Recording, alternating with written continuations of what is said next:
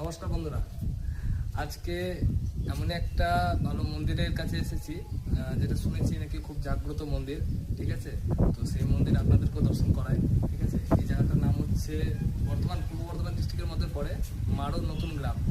তো এখানে একটা মন্দির আছে, খড়ি মন্দির।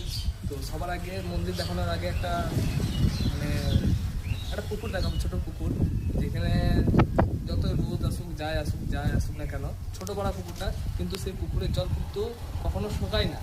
তো সেই পুকুরটাকে দর্শন করে নিই তোমাদেরকে, তারপরে অন্যদিকে যাচ্ছি আমরা। এই যে পুকুরটা দেখতে পাচ্ছেন, হ্যাঁ, এই পুকুরটা জাস্ট ছোট বড়াই পুকুর। হ্যাঁ, এই যে এই পুকুরটার গভীরতা বহুত তা না, পুকুরটার গভীরতাও নেই কিন্তু ছোট বড় পুকুর। এখানে কিন্তু আজ পর্যন্ত কোনোদিন জল শুকায়নি। এই যে তৃপ্তি গরম, এত গরম পড়ছে। হ্যাঁ, সব জায়গাকার সব বড় বড়